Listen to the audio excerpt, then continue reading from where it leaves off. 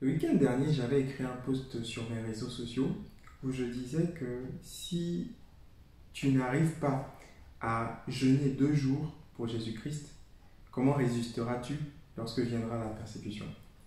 Suite à ce post-là, j'ai eu plusieurs messages de personnes qui m'ont dit qu'elles n'étaient pas du tout d'accord avec ce que j'avais écrit parce que c'était culpabilisant, donc c'était légaliste, premièrement, et deuxièmement, Jésus n'aurait pas parlé comme cela. Donc lorsque j'ai reçu ces critiques, ce que je fais toujours, je prends le temps de les analyser parce que toute critique n'est pas négative. Donc j'ai pris le temps de les analyser et donc j'ai jugé intéressant de faire cet exercice avec vous, donc d'analyser avec vous ce poste-là, de savoir finalement c'est quoi le légalisme, est-ce que ce poste était légaliste, de savoir aussi si Jésus aurait parlé comme ça, si Jésus aurait dit ce que j'ai dit, ou est-ce qu'il l'aurait dit comme je l'avais dit. Et à la fin, je vais tirer une conclusion pour savoir si j'ai bien fait de partager ce post ou pas. C'est parti.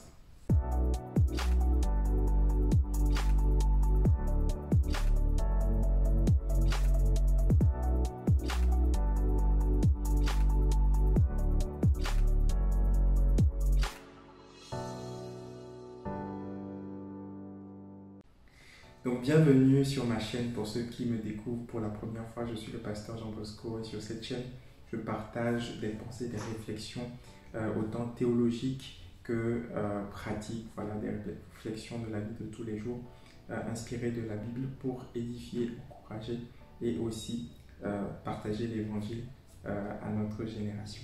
Donc si cette thématique t'intéresse, voilà, tu es libre de pouvoir t'abonner.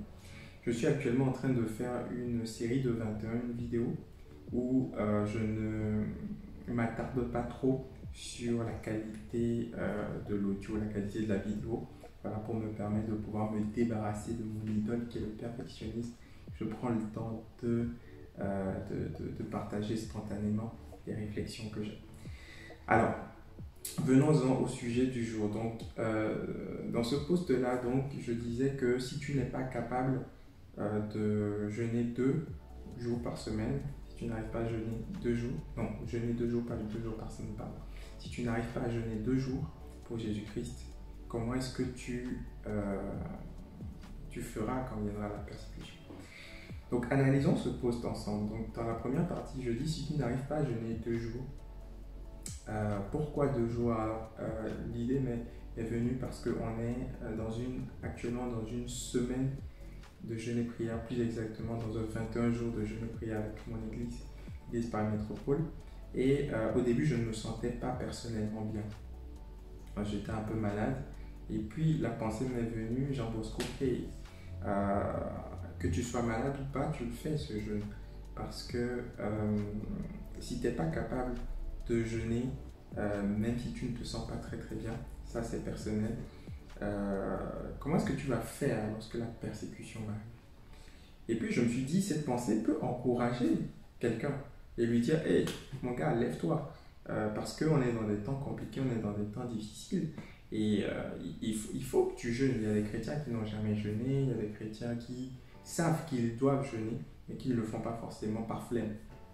Et donc j'ai mis ça, et donc j'ai reçu toutes sortes de commentaires et de messages de personnes qui n'étaient pas contentes, comme je l'ai dit. Déjà, j'aimerais redéfinir c'est quoi le légalisme. Parce que souvent, je pense qu'on confond légalisme et discipline. Le légalisme, c'est suivre la loi à la lettre. C'est ça le légalisme. Suivre la loi à la lettre. Et le légalisme, c'est compter sur ses propres efforts pour mériter son salut ou pour mériter une action de Dieu. C'est ça le légalisme. Dans la Bible, il y avait des légalistes, c'était des pharisiens, et ils suivaient la loi à la lettre et ils pensaient que leur légalisme, le fait qu'ils suivent la loi à la lettre, le fait qu'ils obéissent parfaitement aux règles de Dieu, leur conférait un statut privilégié devant Dieu. Et Jésus est venu et Jésus les a désapprouvés pour leur dire que Dieu regarde d'abord au cœur. Et le salut s'acquiert par la foi et non par les œuvres. Voilà, donc ça, c'est le légalisme. Donc, le légalisme, ce n'est pas biblique, ce n'est pas dans l'esprit de l'évangile, ce n'est pas dans l'esprit de Jésus. Ça, on est d'accord là-dessus. Donc, il ne faut pas être légaliste. Les conséquences du légalisme, c'est quoi? C'est quand je tire du mérite de mes efforts spirituels. C'est quand je tire du mérite de mes actions spirituelles, de mes disciplines spirituelles. Quand je tire du mérite de ça, j'entre dans le légalisme. Quand je tire du mérite de ce que je fais bien pour Dieu et ce que les autres n'arrivent pas à faire, là, je suis dans le légalisme. Si je me sens supérieur aux autres parce que je fais des choses dans ma foi que les autres n'arrivent pas à faire, j'entre dans une forme de légalisme. C'est ça le légalisme. Par contre, la Bible n'est pas contre les disciplines. La Bible n'est pas contre les disciplines, les amis. Souvent, on confond ça, je ne comprends pas. Dès que tu dis aux gens, écoute, il faut que tu pries, il faut que tu jeûnes, on dit, oh, tu es légaliste. Et oh, les amis, où est-ce que vous voyez ça dans la Bible? Qu'on est contre les disciplines spirituelles. Jésus avait des disciplines spirituelles. Il se levait très tôt le matin pour prier. Les disciples voulaient avoir la discipline spirituelle de Jésus. Ils ont dit, Maître, enseigne-nous à prier. Jésus va même dire aux disciples, mais si vous n'arrivez pas à rester 1 heure éveillé pour prier avec moi, alors que j'ai besoin de vous, c'est un encouragement à ne pas tomber dans un sommeil spirituel. C'est pas du légalisme, ça. Lorsque votre nutritionniste vous dit vous devez manger plus équilibré, manger des légumes, ne pas manger trop de McDo, est-ce que vous appelez ça du légalisme? Non. Lorsque vous vous disciplinez pour pouvoir réussir un concours, réussir un examen ou avoir une promotion, que vous vous mettez un agenda bien précis, que vous coupez peut-être les réseaux sociaux pendant un temps, pas de film, pas de Netflix, que vous vous concentrez pour réussir, est-ce que vous appelez ça du légalisme? Non, c'est une discipline. Lorsque vous économisez, vous ne dépensez plus n'importe comment, vous faites un budget et que vous voulez vous discipliner pour pouvoir faire quelque chose avec votre argent, est-ce que vous appelez ça du légalisme? Non, c'est de la discipline. C'est de l'effort, c'est de la discipline. Donc la Bible n'est pas contre les disciplines. Pourquoi est-ce que dès qu'on parle de discipline, quand il s'agit de la foi, quand il s'agit de Dieu, on sort les griffes? Quel est notre problème avec les disciplines? Les disciplines ne sont pas anti-bibliques. Dieu est pour les disciplines. Jésus est pour les disciplines spirituelles. Quand je parle de discipline spirituelle, je parle de toute action qui nécessite un effort, un certain effort. Je parle de la prière, je parle de la lecture de la Bible, je parle du jeûne, je parle de... Voilà, toutes ces choses-là. C'est des disciplines spirituelles.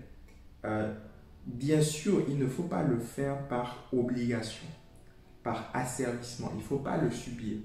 Mais il faut pouvoir se discipliner parce que notre chair n'aime pas faire ces choses. Donc, quand je disais que si tu n'arrives pas à jeûner 2 jours par semaine, tu ne pourras pas résister à la persécution, c'était une manière de nous dire que il y a une adversité qui est là, qui est claire. Il y a une adversité qui est là et il y a des niveaux d'adversité. Mais si je n'arrive pas à vaincre la petite adversité qui est le jeûne qui me nécessite juste de m'abstenir un tout petit peu, je ne pourrais pas vaincre la grande adversité qui est la fosse au lion quand les chrétiens seront persécutés en France et tout ça. Je ne pourrais pas résister à ça. Et c'est du bon sens, les amis. C'est du bon sens. Si je n'arrive pas à résister devant une tablette de chocolat, comment je vais faire quand je vais être en face de quelqu'un qui est possédé? En fait, c'est le bon sens, les amis. Et des fois, je ne comprends pas pourquoi on met l'étiquette légalisme tout de suite quand on parle de discipline. Donc, moi, je considère que les disciplines sont différentes du légalisme. Et il ne faut pas rejeter le fait d'inculquer les disciplines ou d'encourager les gens à avoir des disciplines spirituelles à cause de la peur du légalisme. Voilà. Donc, les amis, faisons cette différence-là. Faisons la différence entre le légalisme et la discipline.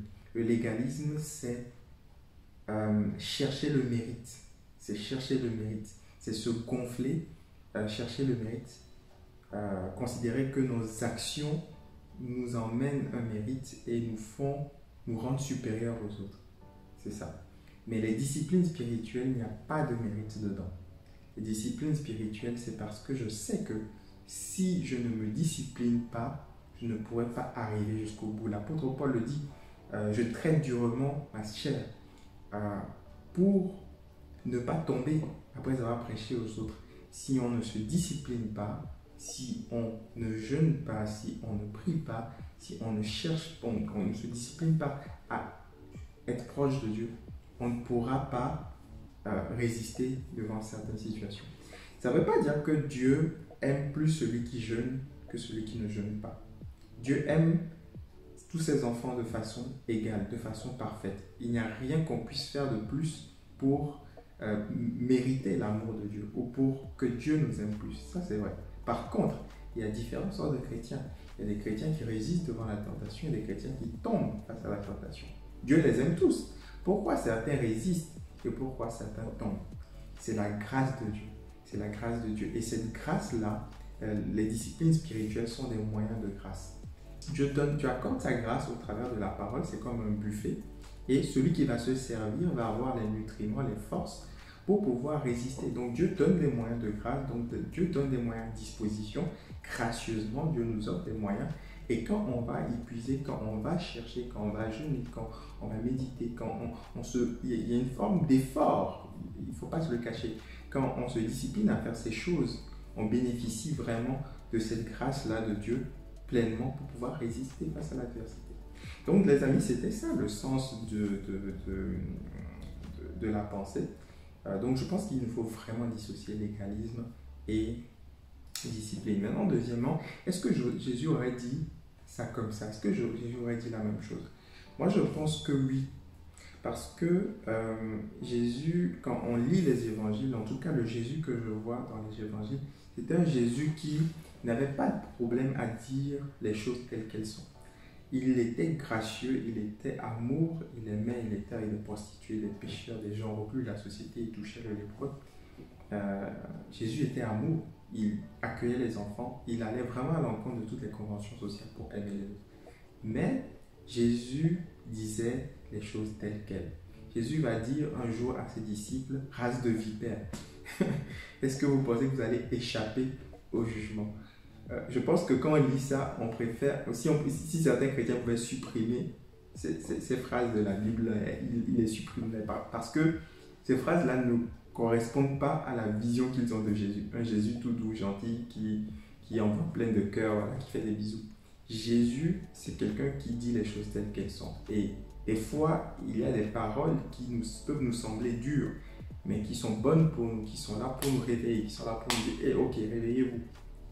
Donc, est-ce que Jésus aurait dit les choses comme ça? Je ne suis pas Jésus, je ne peux pas dire, mais de ce que je lis des Écritures, je pense que oui, Jésus serait capable de dire, écoute, Jean Bosco, écoute, toi qui me suis, écoute-moi, si tu ne jeûnes pas 2 jours, comment vas-tu résister à la persécution à venir? Il faut que tu te bouges, mon gars. Il faut que tu te disciplines. Je pense que Jésus dirait ça. Maintenant, de façon rétrospective, alors j'ai supprimé le post pour éviter toute polémique, le temps que je puisse réfléchir, méditer sur la question. Je pense que s'il y a une erreur que j'ai faite, je pense que c'est parce que je n'ai pas décrit le post, plus expliqué. Donc j'ai posté juste la photo en disant si tu n'arrives pas à jeûner 2 jours, comment tu as résisté à la persécution, et je n'ai pas plus expliqué. Je pense que c'est l'erreur que j'ai faite. Pourquoi? Parce que je pense qu'il y a des personnes qui vont tomber sur ce post-là, qui ne sont pas dans mon viseur, qui ne font pas partie des personnes à qui je m'adresse, mais qui vont le prendre pour elles. Je m'explique. Une personne qui est malade, par exemple, qui est diabétique ou qui est sous traitement, et son médecin lui dit de ne pas jeûner, elle va voir ce post et va se dire, waouh, donc si je n'arrive pas à jeûner, donc je ne peux pas résister à la persécution, et elle va prendre cela comme une condamnation. Eh bien, mon post, c'est là où j'ai fait l'erreur. Je pense que j'aurais dû préciser à qui ce post s'adresse. Bien évidemment, quand on n'est pas en capacité physique ou quand on n'est pas en santé pour faire ce genre de jeûne, il ne faut pas le faire, bien évidemment. Maintenant, mon post s'adressait à des personnes qui ne le faisaient pas par flemme, pas des personnes qui ne le faisaient pas pour de bonnes raisons de santé. Donc je pense que là j'ai fait une erreur. Et la deuxième erreur que j'ai faite, je pense que j'ai mis 2 jours de façon arbitraire. Alors souvent, il faut prendre des unités et de temps arbitraire pour pouvoir donner un élément un élément temporel, un élément concret aux choses. Donc j'ai pris 2 jours comme ça. Et 2 jours c'est arbitraire. Pourquoi pas 3 jours? Pourquoi pas? D'ailleurs on est dans un jeûne de 21 jours. Je voulais pas mettre 21 jours, j'ai mis 2 jours. Je l'ai fait de façon arbitraire et peut-être que j'aurais dû expliquer un tout petit peu plus. Voilà, donc ça c'est les 2 erreurs que j'ai faites. Donc pour récapituler, je pense que le légalisme aujourd'hui, il faut qu'on arrête de sortir ce mot à tout bout de champ. Tu es légaliste, il faut qu'on arrête ça. Il faut qu'on juge, qu'on évalue ce qui est une discipline de ce qu'est le légalisme. Quand on encourage à avoir une discipline, il faut qu'on l'évalue avant de pouvoir dire que ça, c'est du légalisme. Donc, il ne faut pas appeler discipline légalisme et légalisme discipline.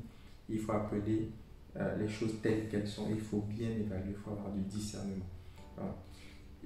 Aussi, il ne faut pas, parce qu'on sait qu'on ne fait pas ce qu'il faut, parce qu'on sait qu'on ne jeûne pas comme on devrait, parce qu'on sait qu'on est un peu paresseux dans une discipline spirituelle, attaquer ce genre de message-là, parce que ça nous dérange personnellement. Je crois que c'est un moyen que Dieu, des fois, utilise pour nous réveiller. Il faut bien les accueillir, même si ça ne nous fait pas de bien. Je vais conclure en disant que, en faisant ce post, je ne considère pas que je suis parfait. Je ne considère pas que moi j'ai tout compris, que les autres n'ont rien compris. Le message s'adresse d'abord à moi-même. Souvent, ce que je poste, c'est des messages par lesquels Dieu m'a parlé. Et puis je me dis, waouh, Seigneur, est-ce que tu veux édifier les autres au travers d'un tel message? Donc je le propose. Donc, quand on encourage les autres à suivre les disciplines spirituelles, ce n'est pas parce qu'on est meilleur que les autres, c'est juste parce qu'on veut aussi booster les autres comme on a été boosté par Dieu. On va entrer dans un temps, les amis, où il sera de plus en plus difficile de partager les disciplines spirituelles à cause de l'amalgame qui est fait aujourd'hui dans la société. Donc, d'ailleurs, un ministre dernièrement a dit, Madame Marlène Schiappa a dit que les courants évangéliques donnaient des certificats pour je ne sais plus quoi, je ne veux pas dire de bêtises, mais en gros, on voit bien qu'il y a un amalgame qui est fait entre l'islam radical, le courant évangélique.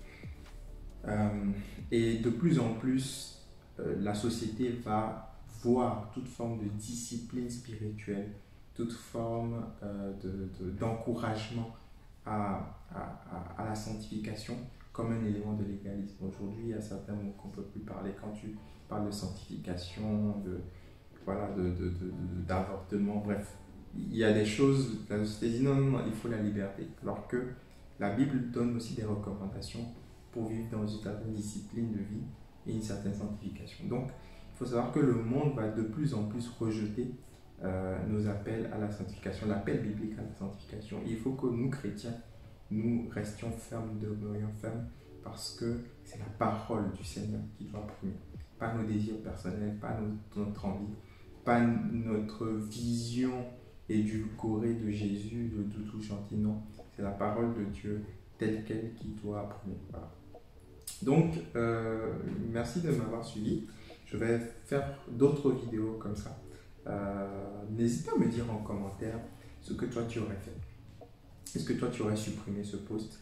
N'hésite pas à me dire ce que tu ressens aussi en lisant ce post. Est-ce que ça te choque? Est-ce que tu penses que c'est quelque chose de normal? Ça m'intéresserait d'avoir ton avis. On se retrouve en commentaire. Que Dieu vous bénisse. À bientôt.